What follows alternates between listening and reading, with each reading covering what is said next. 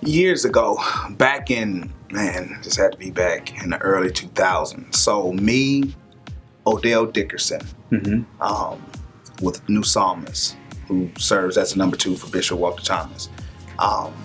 Derek Nobles, who now he kind of the first assistant over Full Gospel. He is Joseph Walker. So we sat in this hotel and we were just talking about this concept years ago.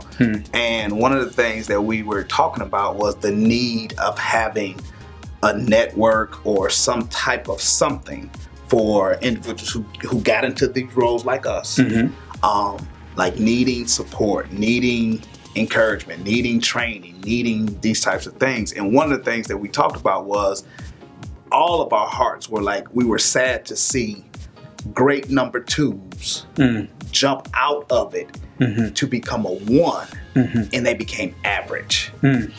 From your standpoint, from a pastor, because I mean, you can see that in other circles, you can see that with some of your sons and daughters in ministry or whatever.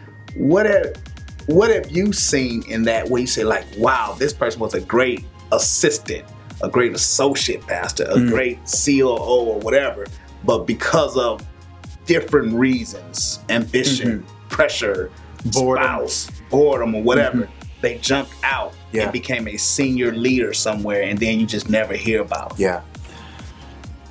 So one, I've seen that happen a lot. 2, it's a very sensitive, hypersensitive, and controversial subject. Because people have different ideas on what success looks like. I would say that success is God's highest and best use of you. And with that being the case, I would argue that if you step out of something where you are exceptionally proficient and you step into something else where you are not as proficient and you are not as fruitful, I'm going to question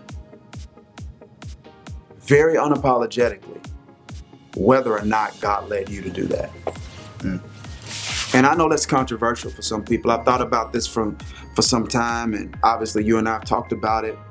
It is just where I land when I see in 1 Corinthians 12 and 1 Corinthians 14 and Romans 12, specifically Romans 12, where Paul talks about, okay, wherever you're gifted, do that. In Romans 12, he says, if your gift is teaching, teach. If you have leadership gifts, lead. If your gift is giving, give. It's like he's saying, if your gift is giving, give. You don't have to teach.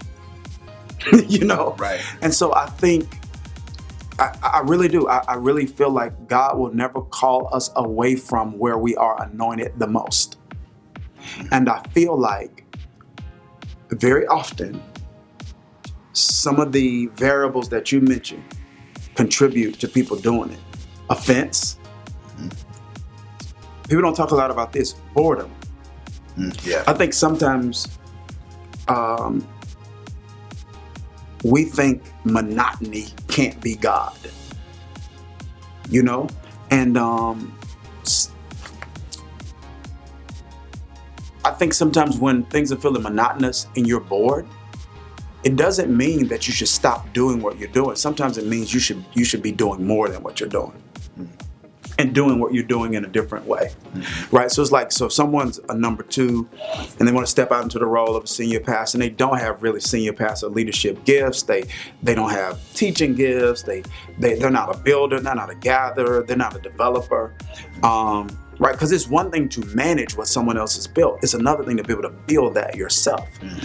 And I think a lot of times people step into, and we talk about this a lot, they step into, particularly in the church, pastoral roles, because the only paradigm for pastoral ministry here in America is the traditional senior pastor role. Right. Whereas the biblical word for pastor means shepherd. And sometimes that sense to call to pastor that people feel is a call to shepherd. But it's not to shepherd as a senior pastor. It may be to shepherd other 2 people. Right. It may be a tribe of people that you're pastoring and that you're shepherding. It may mean evolution from a staff role, to some entrepreneurial exploit. We're not saying that people have to stay stuck in the structure of an organization their entire life. We're just saying that when you step outside of where God has gifted you greatest, God is not probably the one ordering those steps. That's just what it is. And I know that's kind of tough to hear, but God's not going to call you into something you do worse. Right. Because you sit in a very unique seat. I mean, you're one, and you're seeing it, but you're also apostolic. You're an apostolic father. What is the danger or the implications that you see when people are jumping out of positions too soon? Like, what does it do to the body or the organization when people are, because of peer pressure, because of spousal saying you can do that, you just as good as him, you smart as him, why don't you do your own? Or people in the organization telling you you're gifted, why you don't have your own thing or whatever. What's the danger to the organization or the body or the church when individuals jump out of their set place?